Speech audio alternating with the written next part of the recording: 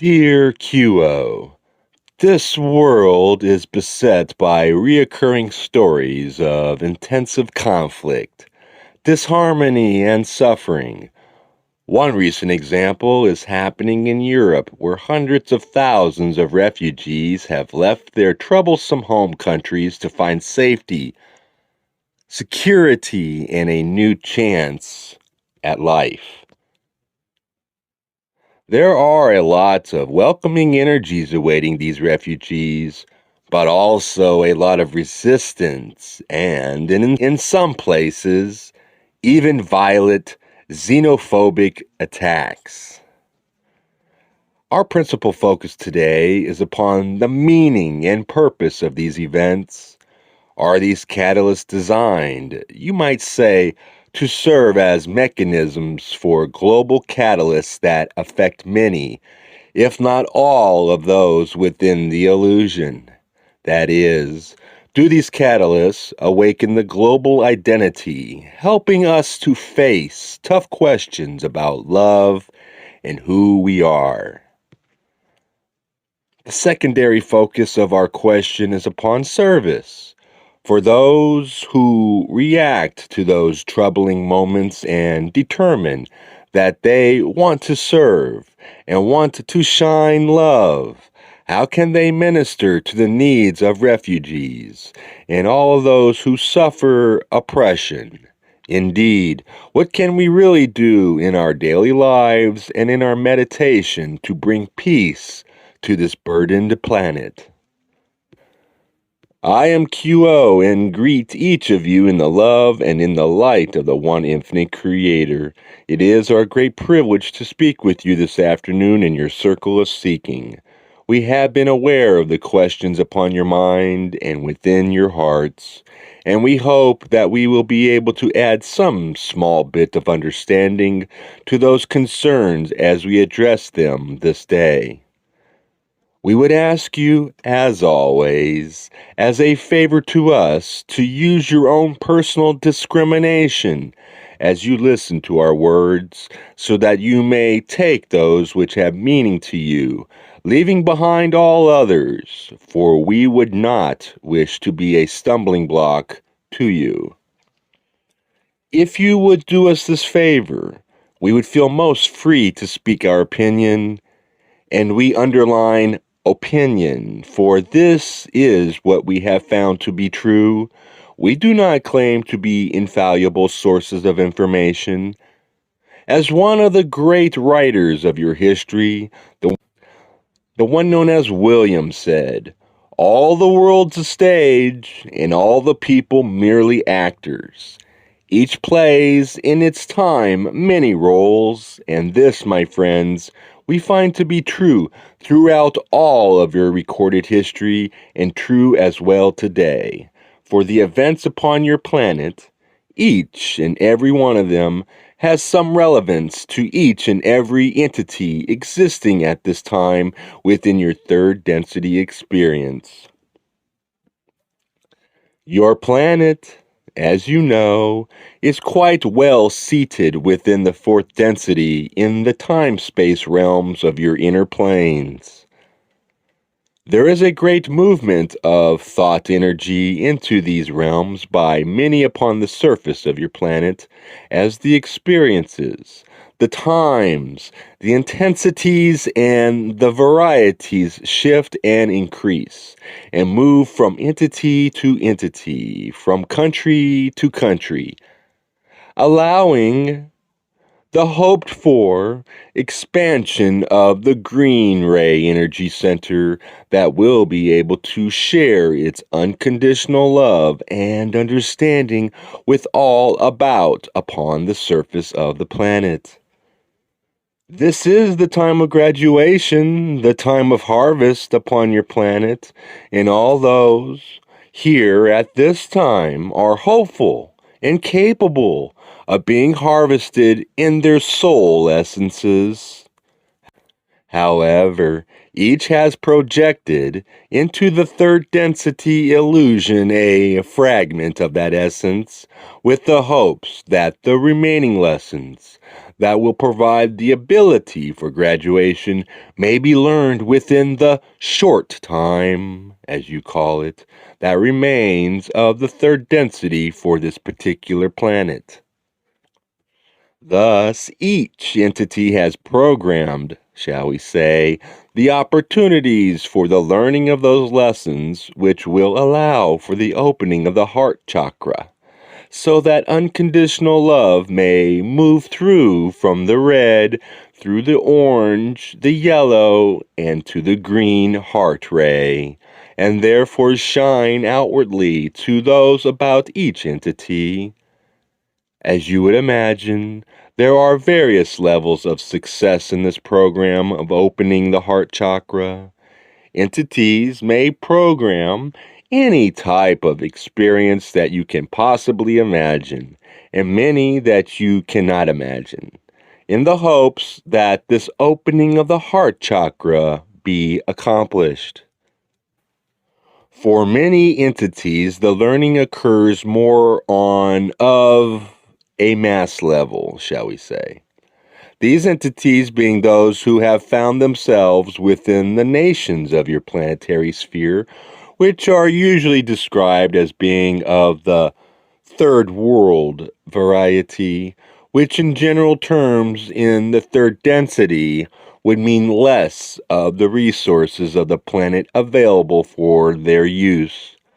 The need for individual expression being somewhat blunted, and the, shall we say, directional expression of governing and rulership, which would, in its turn, cause a type of turmoil within various cultures that feel the uprising and updwelling of the need for the expression of personal and individual freedoms.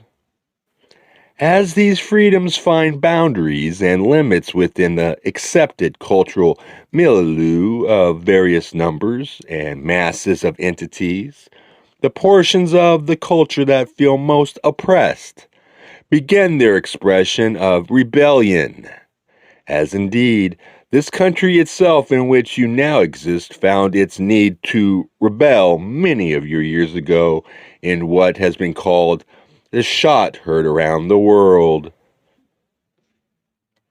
Thus, all entities at some time within their incarnational experience find the need to express the individual liberties and freedoms in whatever manner is possible. When it is not possible to do so as a normal routine or experience within the cultural illusion, then it is that what you would call the rebellions, the guerrilla warfare, and so forth, which occur. We find that within many of the countries which are now providing for what you have called the immigrants, the masses that are leaving these areas because of internal strife and the civil war, as you would call it, who find themselves moving to those areas of hoped for safety within the cultural expressions that you would call the European continent. That within these entities comes the opportunity to welcome such souls in search of safety as are traveling in their direction with hope in the heart and very little but the clothes upon their back. And then there is the opportunity for expressing the heart chakra energy by accepting these entities or not. As in the case of many within this country's division of states which have declared that such shall not occur. You have, indeed, great masses of entities within the planetary sphere now engaged in a lesson of a great learning whether or not the principles that are taught within the religious systems of each country's culture are indeed lessons by which the culture itself shall live, or whether perhaps they shall be ignored. Whether perhaps the green ray energy centers shall remain closed, as the borders within certain countries or states, or whether there is the possibility of opening the heart chakra on a level great enough to welcome great numbers of entities who have little to which to cling in the way of daily sustenance, and the future expression of freedom and home of a life lived in more normal circumstances. It is the great test of your planet's population at this time that one may liken to the final examination which many undergo within your educational system at the end of the school year. This, my friends, is the great examination of the heart. Whether it can be opened to those who are called strangers, to those some would call dangers, whether it can be seen that, indeed, as the tuning song played before this session began, is God truly one of us? Is the Creator somewhere observing all of this occurring, or is the Creator here amongst you, within you, experiencing all that you feel, see, and imagine? My friends, we believe you know the answer to this question. Indeed, the Creator is within all. All entities upon this planet are expressions of the one infinite Creator that has taken this opportunity to give freedom of will to each of its portions so that lessons may be expressed and learned, and the fruits of the learning of experience may be offered to the Creator as a means by which it may know itself in ways that would not be possible without free will being exercised in the manner in which it is now being exercised. Make no mistakes, for indeed there are no mistakes, that the Creator may learn from every decision made by each entity upon the planetary surface. Some of the lessons that are learned may be that, in some circumstances, there is a limit to the amount of green ray energy that some entities may be able to offer to those who seem different enough from themselves to be denied this universal energy of acceptance, of understanding, and of tolerance. There may be the need for most of the entities upon the planet to repeat this great cycle of learning upon another third density planet, if the lessons cannot be learned here. Indeed, much of the population of this planet has been cycled again to this planet from others where these lessons were not learned. It is our great hope that more entities upon this planetary surface can look more deeply within their hearts and see where there is room for other entities, that the embrace of family may reach beyond the household, beyond the community, beyond the state or even the country, that all entities, in the end, may be seen as the self, seen as the Creator. We realize this is not probable, my friends. However, it is ever possible. And we hope that each of you may take these lessons to heart, quite literally, and find within your own hearts the path of service to those about you that will express your true feelings concerning the one Creator. In turning to the question of how one might integrate, shall we say, the catalyst that comes upon a planetary scale with that catalyst which is part of the daily allotment, so to speak, we find that it is well to keep in mind that you are living in an environment which is much differentiated with regard to various paths of seeking. And as you well know, not every path shares the same fundamental aspiration or the same polarity. There are those who seek the one creator by neglecting the opening of the heart. These individuals are strewn throughout your social complexes in such a way that they often confuse and confound the trajectory of seeking that is sought by those who wish to form groups of seeking in concert with one another. There are often those who have responsibilities for the organization of your social complexities, your participants in the so-called political life. The dynamics that arise as a result of an interaction of individuals, of groups, of states, of religion, of people of various languages and cultural traditions and ethnic backgrounds can give a certain sense of chaos to the experience that is available to all upon this planet.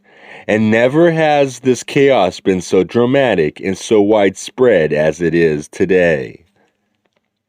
To some extent, at the point of transition of any third density planet, it can be expected that there will be a certain amount of disorganization and confusion, for it is a time of opening in which many patterns of energy which have, over ages, assumed a closed form and began to break apart, will begin to lose their hold, will begin to take on new and unexpected forms. And this, by itself, can be confusing for those who are living in turbulent times. When one adds to this fact the additional point that in a planet undergoing a mixed harvest, the directions of travel will not all be going the same. When the fundamental commitments of spiritual seeking seem to be at loggerheads, one reaches a level of confusion that is much greater yet, and it has been our observation that this planet, in which you enjoy your current life experience, is particularly noted for the wide variation in kinds of energies, as well as the experience of oppositional energies that it undergoes. There is, as you might say, a very active, loyal opposition. And this opposition is not confined to your earth planes. This can be rather difficult for you to deal with, particularly when it happens that inexperienced souls opening their hearts for the first time discover that they are given opportunities for service that are really in quite strong distinction from their fundamental intent. And so it can seem that one serves the all. One serves the Creator, and one serves one's fellow seekers best when one undertakes activities that to most others seem quite hostile. This can seem like a genuine form of service, and if the spiritual seeking is particularly strong and the discernment is not particularly strong, one can find that earnest souls express the strength of their seeking in ways that are really quite destructive. Now, we would ask you to consider an analogy. That is to analogize the circumstances of planetary chaos with similar circumstances of individual or personal chaos which can occur at points of transition in the individual life patterns. When one undergoes changes in the personality, it almost inevitably occurs that there are certain older patterns of behavior which are shown increasingly to have no further use, which it would be well for the personality to be able to slug off, so as to move into a more robust or healthy configuration. However, these older personality features, these older patterns of behavior, or forms that have been invested over the years with a certain energy, this energy has a life of its own, if you will. It is as if there were a little processing entity that has learned to live within a larger host organism, and having taken up a home in certain portions of the organism, is reluctant to give up this home, is reluctant to give up the authority which it has found it enjoys exercising within this portion of the personal being.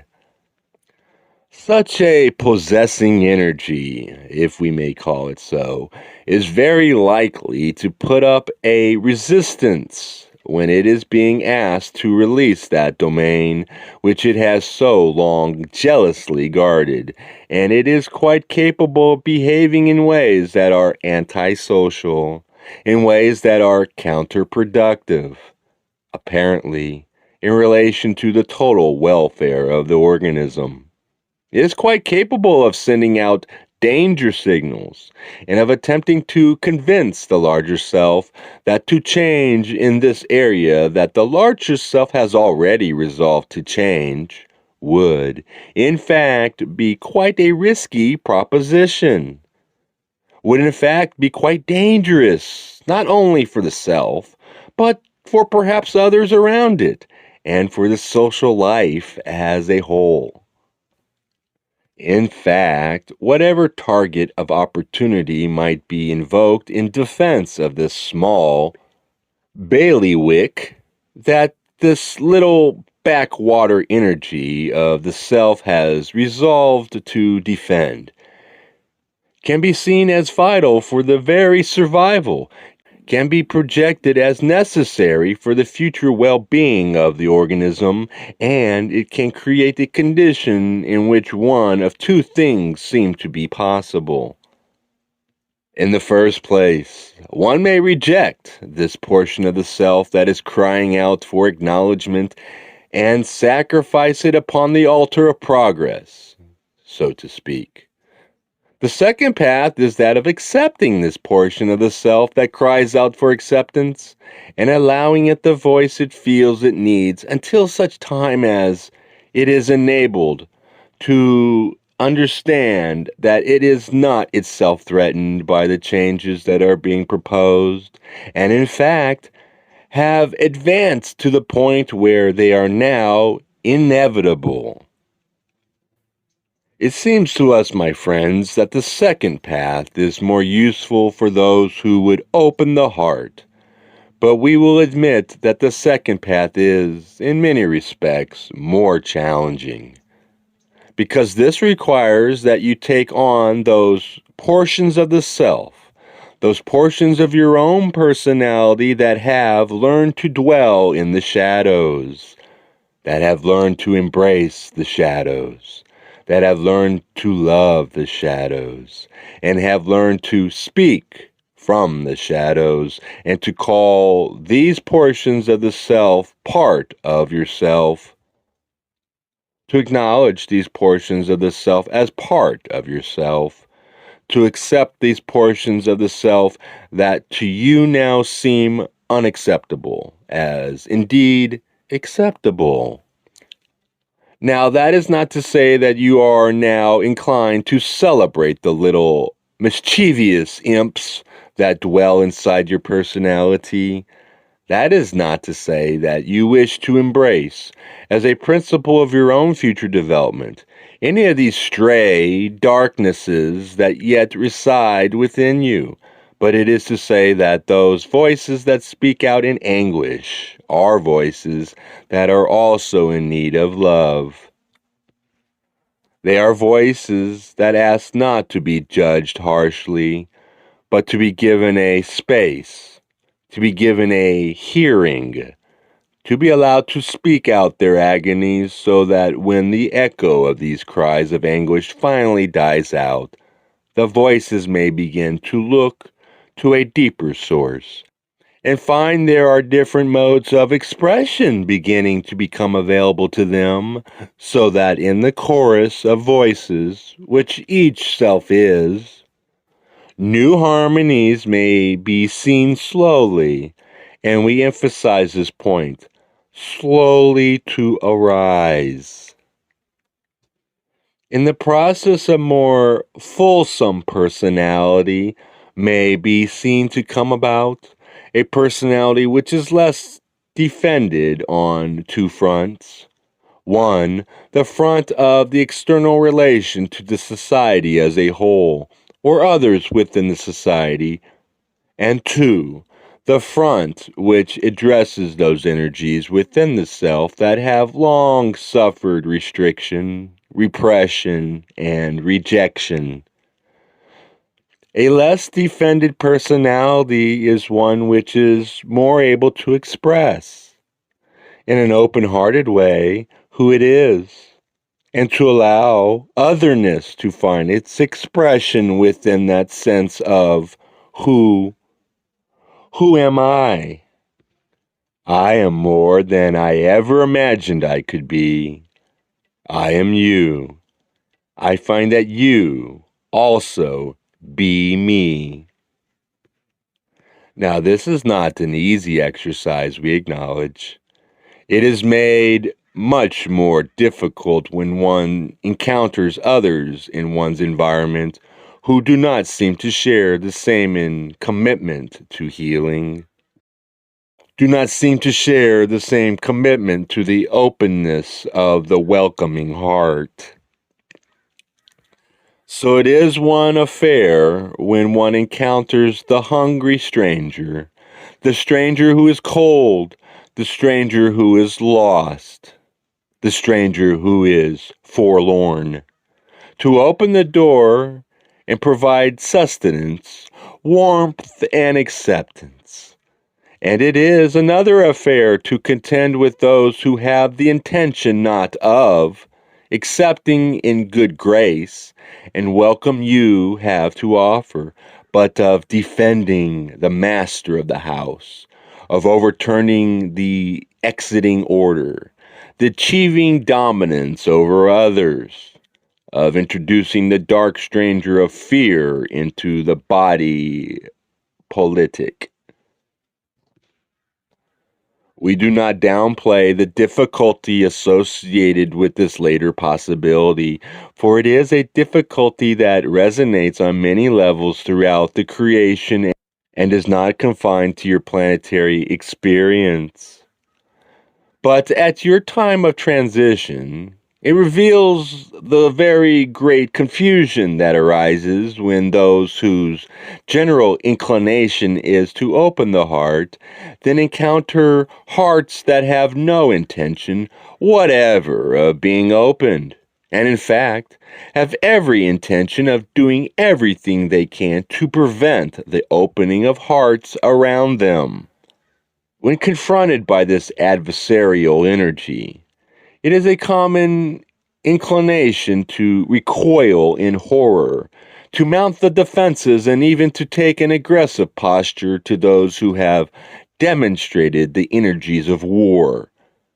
We sorrow with you, my friends, that to some extent this defensive withdrawal seems necessary. But we would caution that you have available to you great powers of discernment, so that you may see where an energy on offer, well polarized to the negative, has no opportunity for successful engagement. But you may also see that there are many examples around you of those who, like yourself, are attempting to open the heart, but who have staggered under the weight of heavy catalysts and have begun to recoil in opposition to this catalyst in a manner which seems to share the character of that catalyst which it opposes, which is to say, which seems to take on the very negativity which it rejects. To be sure, it takes, as we say, discernment to tell what response is of a thwarted open heart and what initiative is that of a thrust of negative energy with intent to achieve control or domination. The latter, we would remind you, is relatively rare in comparison to the former. And so we invite you to consider that it is not well to use a judgment against those in the midst of whom you find yourself, should it merely happen that they have taken a point of view other than your own, or have responded in a more dramatic way, shall we say, or perhaps with more hostility to some traumatic catalyst that seems to be of extremely negative provenance. These ones who respond in this way, no doubt, are discovering within themselves the old resource of this shadow self that has lurked long these generations. They are no doubt discovering these small pockets of negative energy they themselves have harbored, and they no doubt are allowing these pockets of negative energy to be energized by the catalyst which is on offer. That, however, does not mean that those souls who in so many other ways are fellow seekers with you are to be despised, are to be thrown on the rubbish heap of humanity, are to be rejected or harshly judged. For who is there amongst you without a little pocket of negative energy? And who can say what catalyst will be capable of unexpectedly energizing these little pockets of negative energy? We ask you then to consider what it is that might heal these pockets.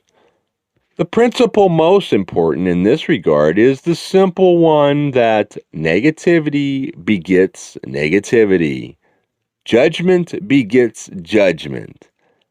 And so, when a friend, a companion, a fellow seeker is thrown into a condition of reactiveness, of anger, of horror, of hate, the worst thing that you can do is to react to the reaction, to hate the hate, for that merely allows emotions in the negative register to continue to reverberate down through the ages, as indeed they have done in your social energy complex.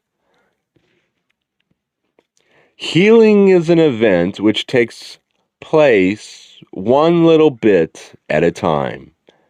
It takes place in the gentleness and in the quietude that may be discovered when one realizes that difference is not by itself threatening.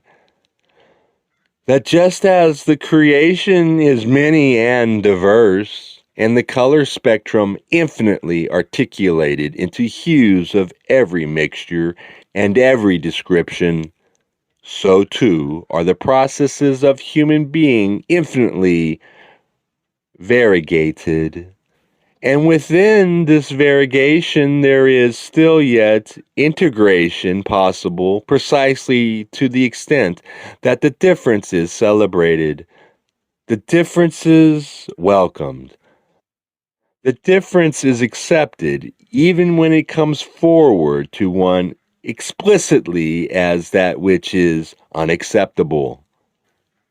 Few planetary experiences are as challenging in their very nature and in the structure of catalysts that abounds as the one whose experience you now share and partially constitute. It is a wholesome meditation to contemplate that every last portion of the planetary experience is part of a whole which will, in the fullness of time, be healed.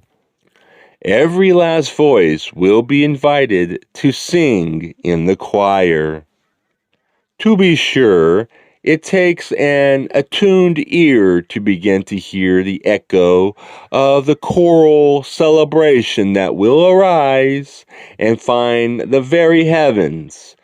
It is perhaps more than can be expected to put upon yourself the task of living every moment of every day with this sound playing joyously in your background. But there is a thought there. Maybe it is only a stray hope on the wind. Maybe it is a scent born on a summer evening. But it is a thought that in troubled times may provide just a little nourishment and just enough to see you through that moment. And the moment joyously embraced builds upon another moment joyously embraced. One can begin to find that the cares of the day are less burdensome. And one can begin to find that the catalyst, which is heavy, though still difficult, can yet be borne.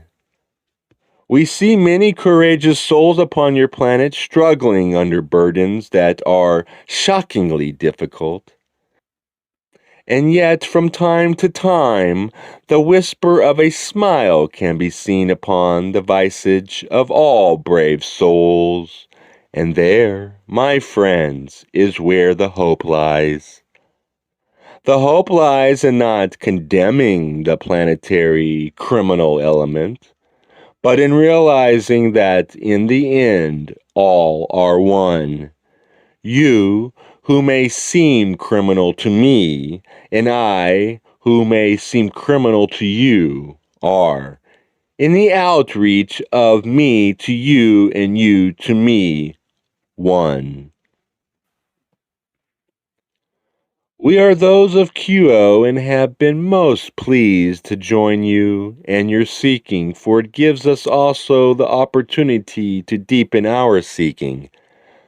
Even as we find given to us the opportunity to transmute sorrow to joy, it is a project which we share with you at this juncture, and we thank you for giving us a little presence in your world and for the opportunity to feel the beautiful efforts that are being made within this circle of seeking.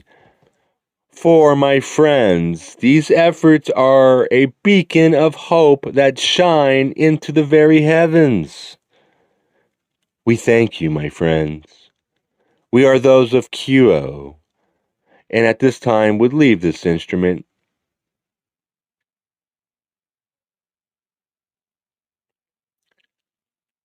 Adone, my friends, Adone.